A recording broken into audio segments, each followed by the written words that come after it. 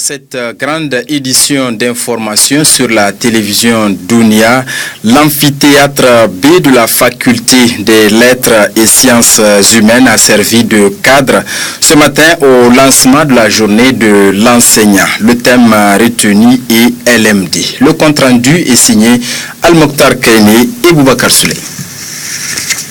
Les enseignants de la faculté des lettres et sciences humaines célébrer le succès des 3 enseignants admis récemment au concours du CAMES et entretenir les étudiants sur le système LMD. Voilà les principaux points de cette journée de l'enseignant de la faculté des lettres et sciences humaines. Le doyen de la dite faculté a saisi l'occasion pour saluer la promotion de grade des collègues et féliciter les lauréats. Cette joie, nous voulons la partager avec l'ensemble de la communauté de la faculté des lettres et sciences humaines. La 35e session des CCI du CAMES a porté également ses fruits. Je présente au nom du conseil de la faculté toutes mes félicitations aux heureux lauréats. Ils sont au nombre de 3. Un maître assistant, monsieur Dr Hambali Yakouba, s'il est là, il se présente. Un maître de conférence, Waziri Mato, et un professeur titulaire, Bourema Amadou. Ils vont aussi se présenter. Oui, les nominés vont se présenter tout de suite. Cette performance est à mettre en premier sur l'actif des candidats eux-mêmes qui ont présenté des dossiers remplissant les critères exigés par le CAMES, c'est-à-dire la production de travaux scientifiques de qualité publiés dans les revues scientifiques agréées par le CAMES.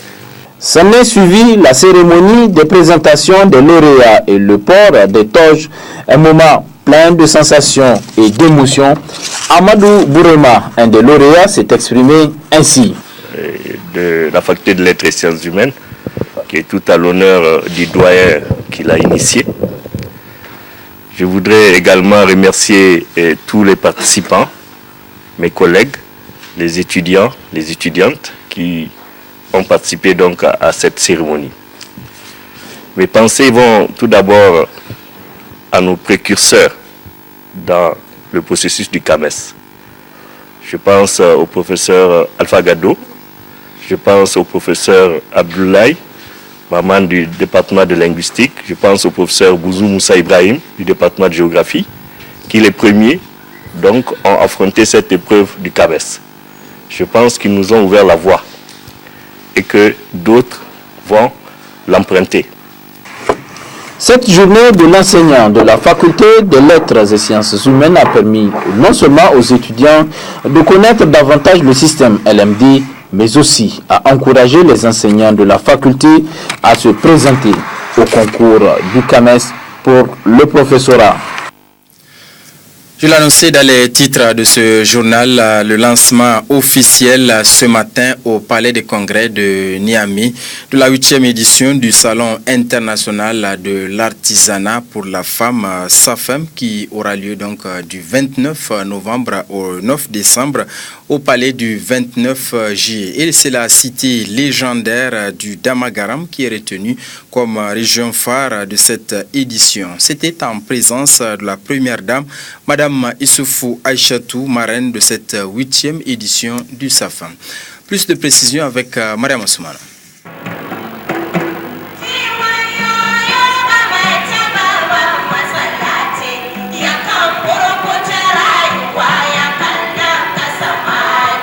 Cette cérémonie marque le lancement officiel de la 8e édition du Salon international de l'artisanat pour la femme SAFEM.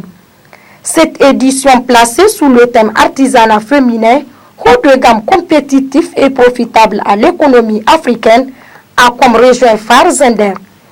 Il se tient au moment où le SAFAM connaît une évolution considérable avec la transformation du secrétariat permanent du SAFAM en agence SAFAM, ce qui témoigne de l'engagement des autorités de la 7e République à faire de l'autonomisation de la femme une de ses priorités. La 8e édition est donc un défi, celui de pérenniser le SAFAM, mais aussi et surtout celui de proposer aux populations des produits utilitaires, haut de gamme et très compétitifs, comme l'indique si bien le thème général de cette émission.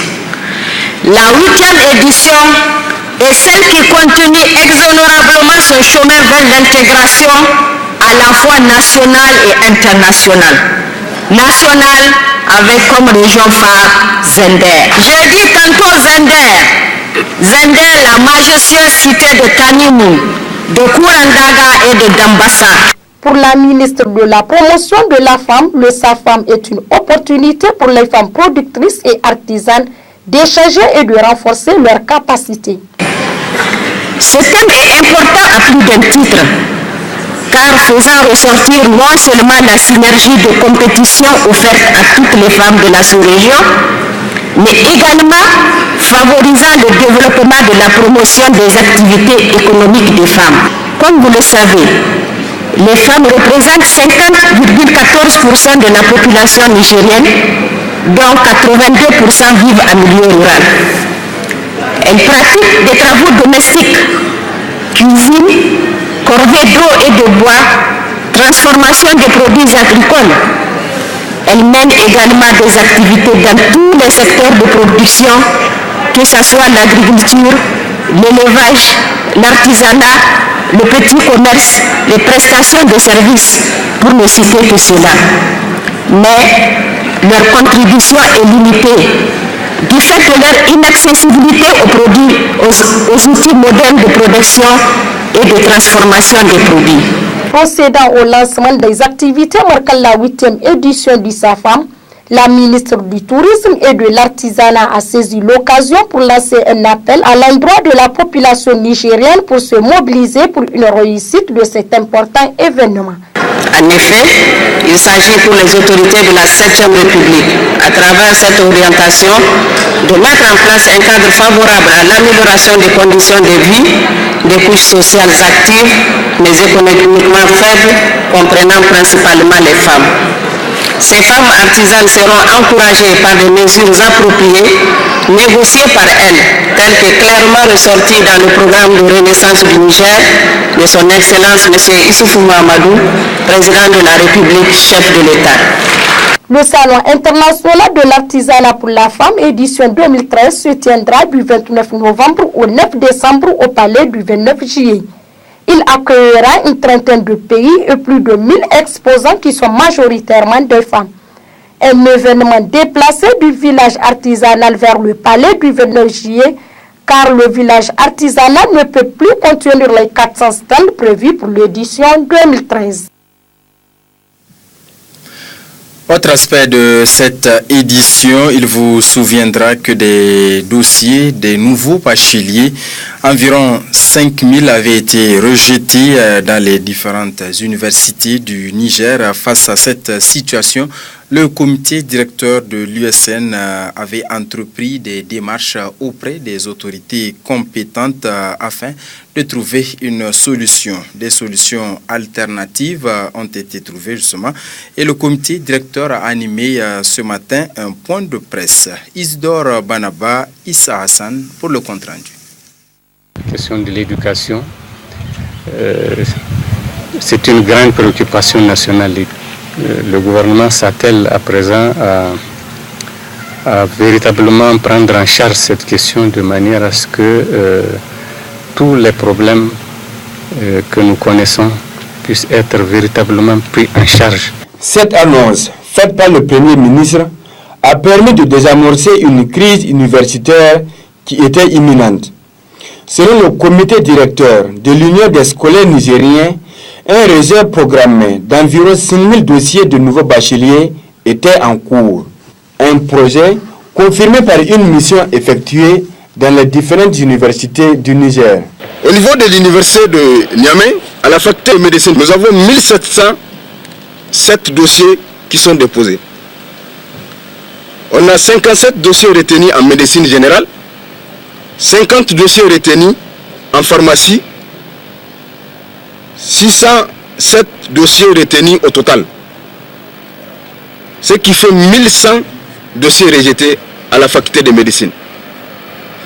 Faculté d'agronomie, dépôt, 1600 dossiers ont été déposés. Les dossiers retenus, 973. Les rejetés, 1627. Faculté des sciences, faculté d'agronomie maintenant. Dépôt des dossiers, 1000 dossiers en faculté d'agronomie. Les retenus, 236. Il y a 71 en liste d'attente. Rejetés en faculté d'agronomie, 693.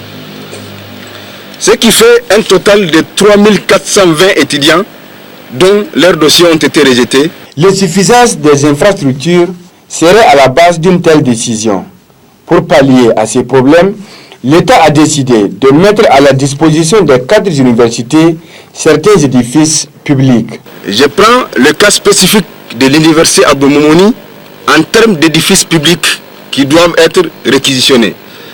Nous avons l'Académie des arts martiaux, nous avons le CCOG et l'AFP. Ça fait 3 édifices publics qui doivent être mis à la disposition de l'université Abdou Moumouni. Cela est aussi propre pour les 3 autres universités, c'est-à-dire celles d'Ottawa, Maradi et Zender. L'éducation est un droit. Elle est le fondement de tout développement socio-économique. Pour permettre à tous les bacheliers d'accéder à l'enseignement supérieur, le comité directeur de l'USN propose certaines alternatives.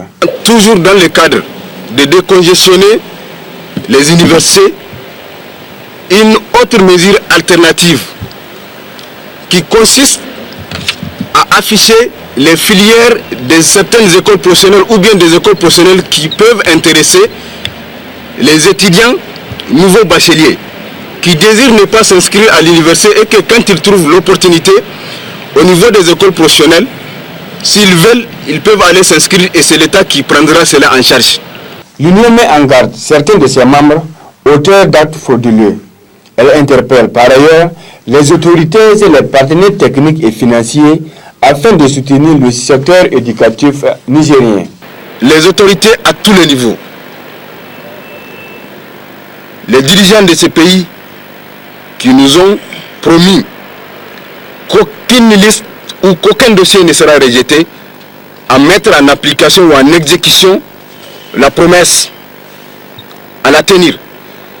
Aux autorités académiques qui leur appartient de créer toutes les conditions nécessaires pour que l'année académique ne soit pas perturbée, je le dis bien, et que nous voulons que cette question de listes rejetées soit gérée au maximum d'ici la fin de ce mois d'octobre. Les autorités actuelles ont fait de l'éducation une priorité. 35% du budget national y est alloué. Ils urgent donc que des mesures idoines soient prises, car après tout, c'est de là que sortiront les futurs cadres du pays. Vous vous rappelez, sans nul doute, cela fait 1 an, 6 mois que le petit marché de Niamey a été ravagé par un violent incendie. Conséquence, les commerçants et autres ont perdu leurs biens. Aujourd'hui, ils attendent la reconstruction du petit marché annoncé depuis février dernier par la mairie. Où est-ce que nous en sommes par rapport à ces travaux? Éléments de réponse dans ce reportage signé Damana Ablaye et Idrissa Maman.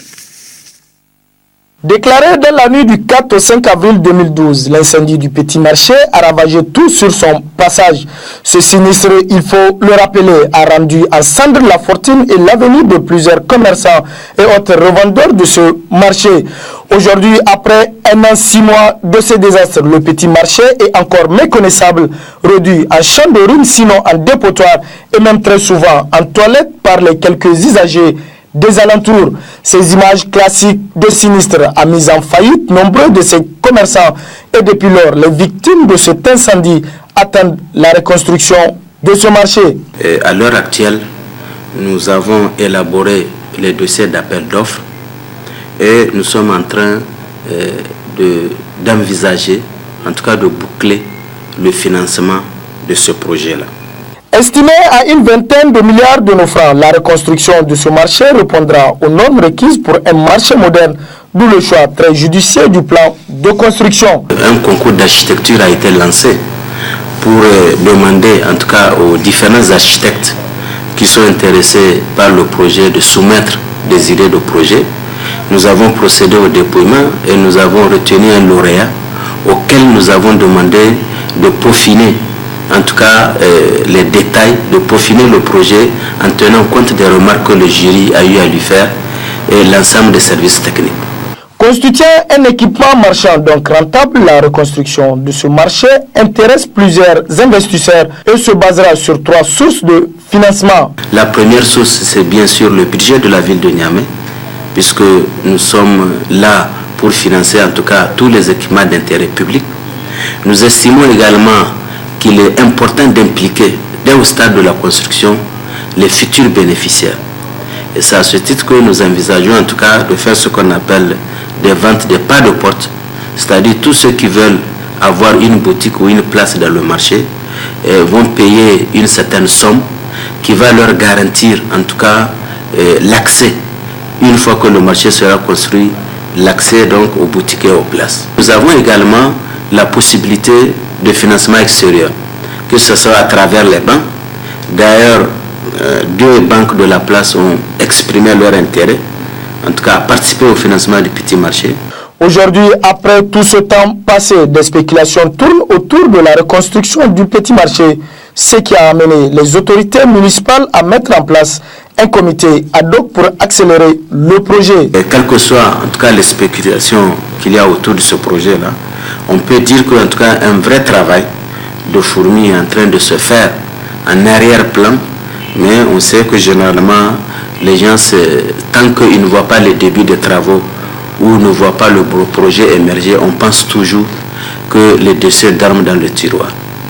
Et pour accélérer d'ailleurs et pour que ça soit un projet participatif, un projet qui va intégrer en tout cas la plupart des acteurs, nous avons constitué un comité ad hoc de pilotage pour la reconstruction du petit marché qui comprend non seulement le programme Niamey-Niala, la cellule grands travaux de la présidence, les ministères techniques, les représentants même des commerçants, les représentants de la chambre de commerce, les différents services techniques de la ville de Niamey pour pouvoir prendre en charge en tout cas la mise en œuvre de ce projet de reconstruction. Le démarrage des travaux n'accuse aucun retard. C'est le jeu qui en vaut la chandelle. Somme toute mesure, les travaux démarreront d'ici la fin de l'année 2013. Aranchéry, le directeur général du développement et de la prospection. C'est un coût qui tourne autour de la vingtaine de milliards.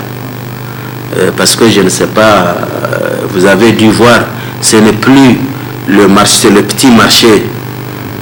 On ne l'appellera pas grand marché, mais ça va être grand comme structure.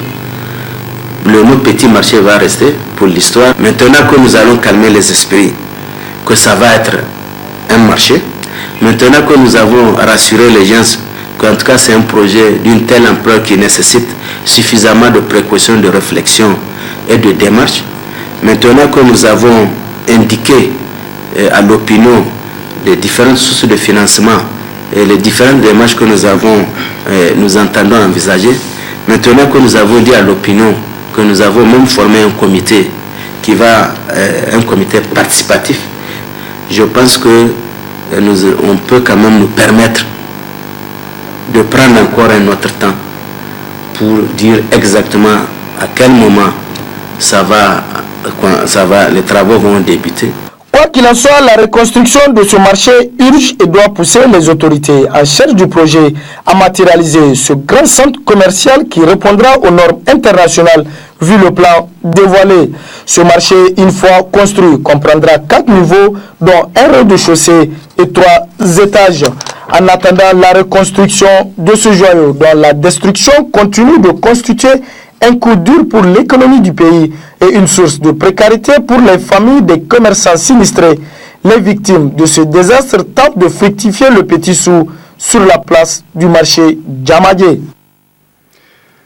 Restons avec les collectivités, cette fois-ci avec les membres de l'association des municipalités du Niger qui se sont réunis aujourd'hui pour discuter de leur avis, de leur structure, occasion donc saisie par les maires de Tawa et Maradi pour dégager leur position par rapport à la révocation du maire central de Niamey.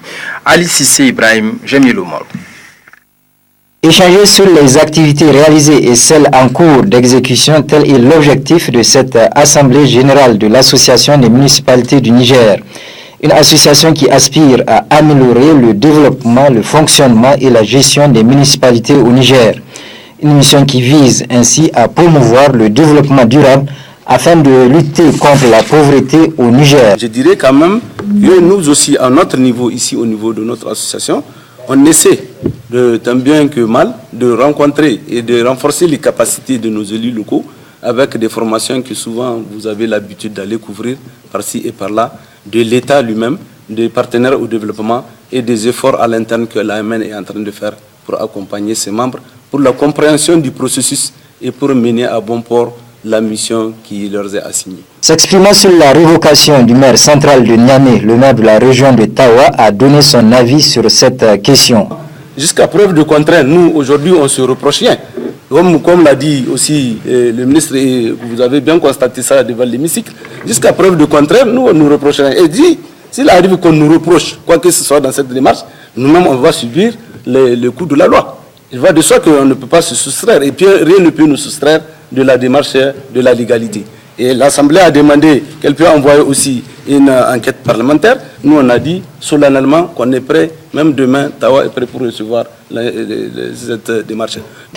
Prenant la parole, le maire de la région de Maradi a souligné l'importance de se soumettre aux exigences de la loi. Si il s'avère que dans le cadre du contrôle, on découvre Maradi, Tawa, Niamey, Agadez et certaines communes, c'est-à-dire n'ont pas respecté certaines procédures de la loi, il va de soi qu'ils subissent, n'est-ce pas, la rigueur de la loi. À l'issue du point de presse, le président de l'AMN a lancé un appel à l'endroit de tous les maires à se mettre davantage au travail pour satisfaire les besoins de la population, surtout en ce qui concerne l'accès à l'eau, à l'école et à la santé. Lancement hier après-midi à l'espace France Fanos et à la radio alternative du projet promotion de l'éthique et du contrôle citoyen des médias au Niger. Un projet qui vise à promouvoir une meilleure information et susciter la participation du citoyen nigérien à la vie publique. Le compte-rendu est signé Aoussi Abdraman, Boubacar Imran Maïga. Dépénalisation du délit de presse, respect de l'éthique et de la déontologie du métier du journalisme étaient les maîtres mots au cours de cette cérémonie du lancement du projet promotion de l'éthique et du contrôle citoyen des médias au Niger initié par Alternative Espace Citoyen et l'Observatoire nigérien indépendant des médias pour l'éthique et la déontologie ONIMED et entièrement financé par l'Union européenne. Le président du conseil d'administration d'Alternative Espace Citoyen a prononcé le mot de bienvenue aux participants. Il a ensuite montré l'importance que revêt cette cérémonie pour les hommes des médias en particulier, mais aussi pour tous les citoyens nigériens en général. La cérémonie qui eut lieu cet après-midi est d'une importance capitale, non seulement pour les hommes et les femmes des médias, mais aussi pour tous les citoyens et citoyennes de notre pays.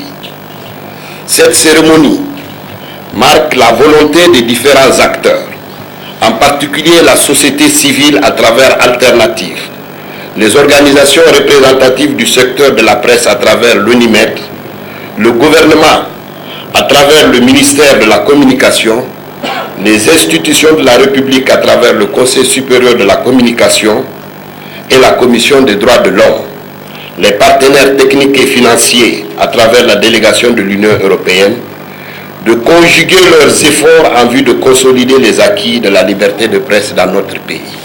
Le représentant de l'ONIMED a pour sa part mis en exergue les missions assignées à l'ONIMED dans l'exercice de la liberté de la presse au Niger. Protéger le devoir du public à une information libre, complète, saine et exacte, promouvoir la démocratie et l'état de droit, protéger et défendre la liberté de la presse, veiller à l'observance par les journalistes des règles d'éthique et de déontologie telles qu'elles sont généralement admises par la profession et ou codifiées par la Charte des journalistes professionnels du Niger.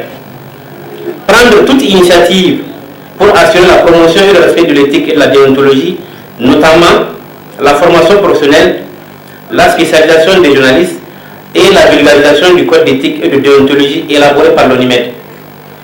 Cultiver la confraternité entre les journalistes et les organes d'information. Veiller à la sécurité des journalistes dans l'exercice de leurs fonctions et garantir leur droit d'accéder à l'information sur tous les faits concernant la vie publique. Le chargé d'affaires de la délégation de l'Union européenne au Niger a dans son intervention fait part du soutien financier de l'Union européenne qui est de plus de 200 000 €. Il a ensuite situé l'objectif recherché à travers l'organisation de ce projet. Je me félicite aujourd'hui de la réponse favorable accordée par l'Union européenne à la requête introduite par Alternative Espace Citoyen au travers d'une subvention de plus de 200 000 € destinée à la promotion de l'éthique et du contrôle citoyen des médias au Niger. L'objectif recherché est de contribuer à la production d'une meilleure information et de susciter une participation plus active du citoyen nigérien à la vie publique dans son pays. Cela passe, vous en conviendrez avec moi, par l'existence d'un environnement favorable au respect des règles d'éthique et de déontologie par les journalistes et les responsables des médias publics et privés, d'une part et d'autre part, par l'amélioration de la qualité des prestations offertes par les médias. À cette fin, nous partageons l'idée que la mise en place d'un mécanisme efficient de contrôle citoyen des médias publics et privés aiderait à atteindre cet objectif. Le président du Conseil supérieur de la communication a, en prenant la parole, rappelé aux journalistes leurs responsabilités dans la présentation d'une information crédible qui est une valeur essentielle, voire fondamentale. Il a aussi rappelé les sanctions liées au manquement de l'éthique et de la déontologie. L'originalité de ce projet réside dans 3 points. Le premier, c'est d'abord la mise en place d'un espace public de débat et d'interpellation des médias et des journalistes par les citoyens. Les journalistes sont chargés, leur rôle, c'est de collecter, de traiter, de publier ou de diffuser l'information. La deuxième originalité que je voudrais souligner, c'est la mise en place d'un mécanisme de médiation entre les médias et les usagers.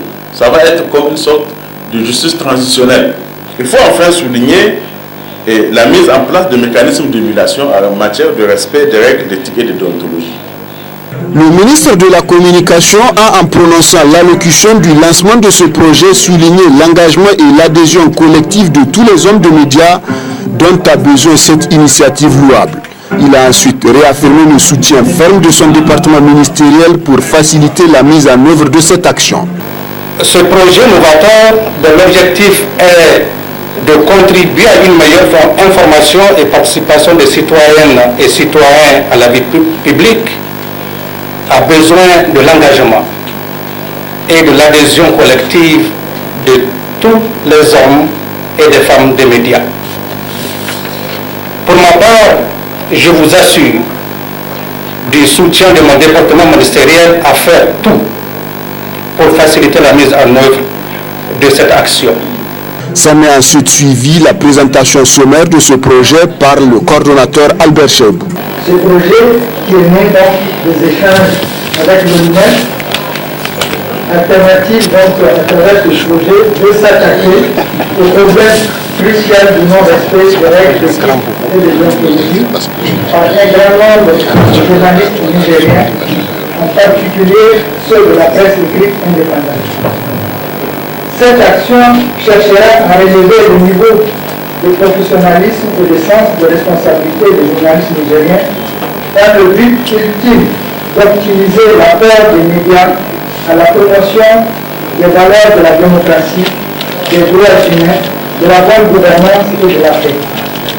Ce projet d'une durée de 24 mois permettra à l'ONIMED de jouer pleinement son rôle d'organe d'autorégulation et aux journalistes de travailler dans le respect de l'éthique et de la déontologie du métier de journalisme. Intéressons-nous à présent à ce phénomène. Internet, vous le savez, a révolutionné les schémas classiques des rencontres entre les hommes et les femmes. Désormais, sur la toile, les couples se forment pour le meilleur et pour le pire. Se marier sur Internet est souvent un rêve qui s'évapore inévitablement au contact de la réalité. Suivez plutôt.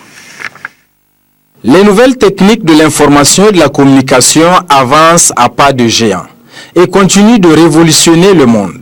Tenez, aujourd'hui, les réseaux sociaux sont des véritables créneaux d'échange et de rencontres. Facebook, Twitter, Badoo, pour ne citer que ces sites qui comptent aujourd'hui des milliards d'internautes qui n'hésitent pas à se faire connaître, parfois jusqu'aux liens sacrés.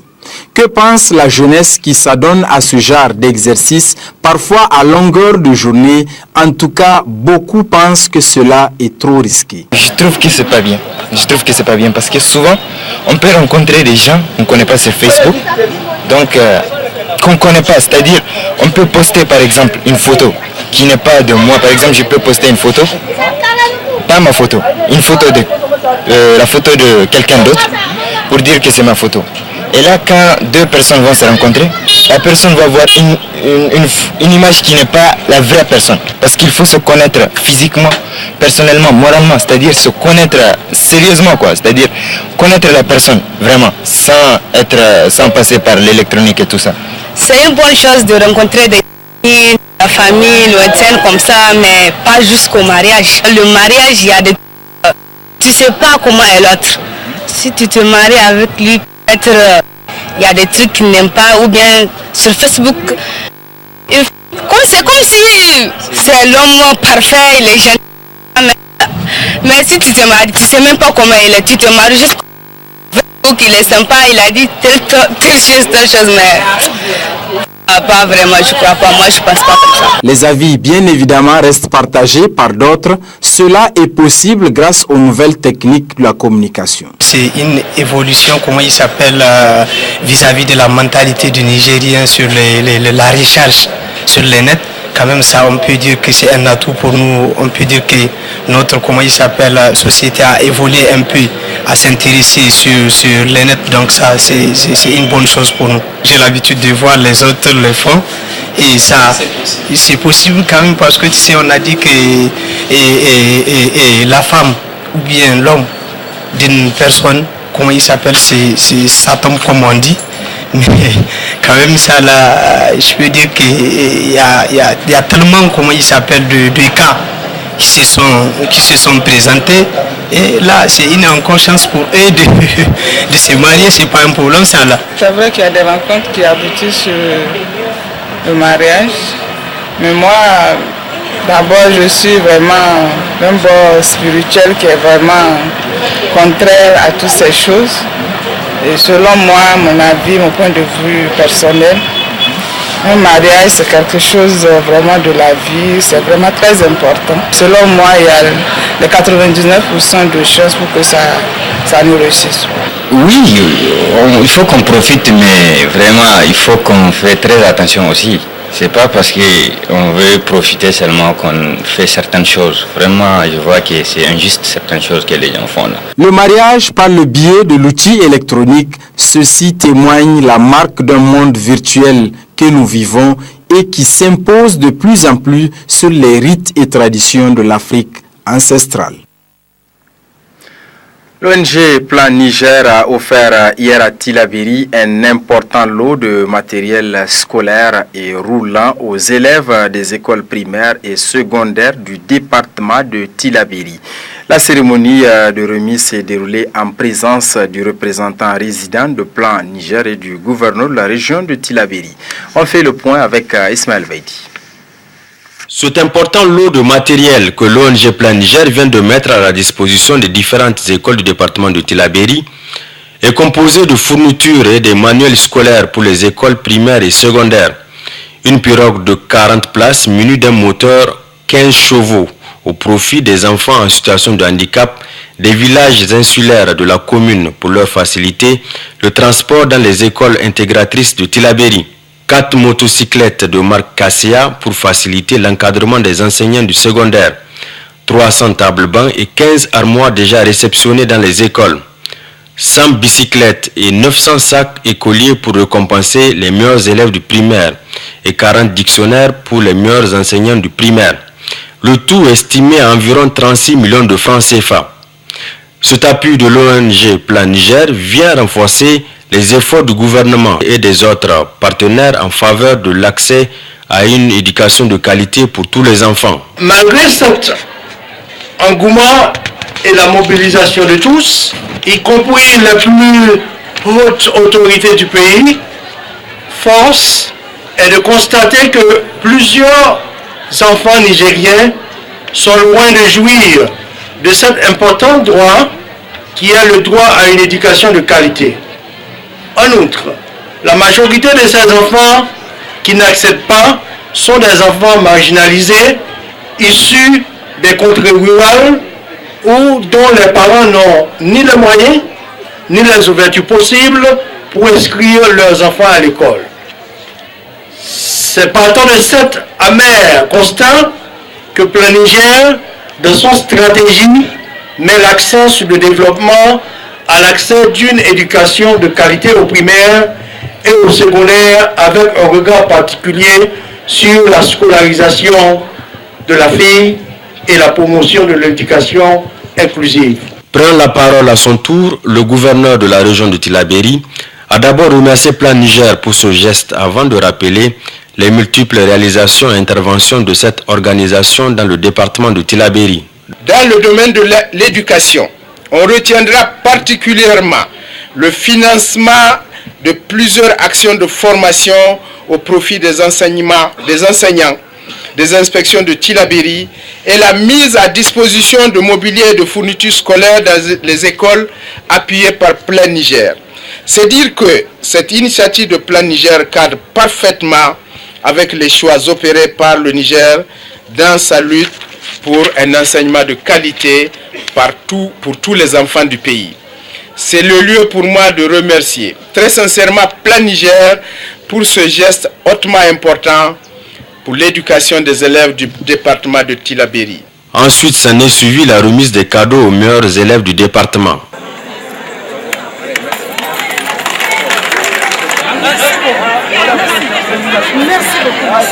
Le prix de la francophonie, Médessa Ayerou, avec 127,20. La remise des fournitures scolaires au gouverneur de la région, suivie de la visite du magasin, a marqué la fin de cette cérémonie. Autre remise, c'est celle organisée par l'ONG Libo qui a procédé donc à la remise de matériel didactique de fournitures scolaires à 37 jeunes filles du CES de la commune rurale de Libori. Une aide scolaire qui entre dans le cadre d'un projet qui appuie la scolarisation de la jeune fille dans la dite commune. Alzouma Seyni Soumela. Organisé par l'ONG Kunji Fondo avec le soutien financier de l'agence d'aide d'urgence allemande Katastrophenhilfe, cette cérémonie de distribution de vivres rentre dans le cadre du projet d'appui à la résilience des populations du département de Kolo victimes des inondations. Elle concerne 559 ménages sinistrés issus de 12 villages des communes de Kolo et Ndonga. Le préfet de Kolo, qui a procédé au lancement de la cérémonie, a rappelé l'importance que revêt l'aide aux populations du département de Kolo. Il convient de rappeler que les communes de Kolo et Ndunga figurent parmi les zones riveraines du Niger, du fleuve Niger, sévèrement touchées par les inondations de 2012 et 2013. Les 559 ménages ciblés sont ceux-là qui ont perdu leur production risicole de la campagne agricole 2013, mais sont également dans l'incapacité financière de se procurer de la nourriture à cause de la faiblesse de leur pouvoir d'achat. Ces vivres permettront non seulement à ces ménages d'assurer l'alimentation de leur famille au moins pendant un mois, mais aussi de démarrer les cultures de contre-saison de la campagne 2013-2014 dans la sérénité. La présidente de l'ONG Kunji Fondo a dans son discours réitéré la disponibilité de son organisation à toujours accompagner les populations victimes de catastrophes naturelles. En 2013, lorsqu'on avait l'espoir que la campagne risicole allait prendre son bon chemin de développement d'un seul coup, et à la grande surprise de vous tous et de nous tous, les rizières ont été une fois encore envahies par les eaux. Cela nous a fait beaucoup pitié parce que nous savons les efforts fournis par les uns et les autres. On a fait appel à la diaconie aide d'urgence d'Allemagne pour vous venir en aide alimentaire. Et ce qui fait que la diaconie, comme par le passé, a répondu à notre appel en vous offrant cette quantité de vivres que vous voyez. Donc nous sommes convaincus qu'avec cette aide, vous allez non seulement nourrir vos familles, mais vous allez également pouvoir démarrer les cultures de contre-saison. Les bénéficiaires n'ont pas caché leur satisfaction. Ils expriment leur gratitude et remercient les généreux donateurs. Il faut noter que cette cérémonie de distribution de vivres à l'endroit des populations du département de Kolo victimes des inondations est la deuxième organisée par l'ONG Kunjifondo depuis mars 2013. Le montant de l'aide est estimé à plus de 16 millions de francs CFA. Voilà, et puis vous l'avez sans doute rectifié de vous-même. Il s'agit d'une activité de remise de l'ONG Kunjifondo et non l'ONG Libo, comme je l'ai annoncé. Et le compte-rendu était signé Idi Maman Siraji et non Alzouma Seyni Soumeila, comme je l'ai annoncé également. Donc c'est la fin de cette édition d'information. Merci de l'avoir suivi. D'ici là, passez d'excellents moments en compagnie de nos programmes. Au revoir et à très bientôt.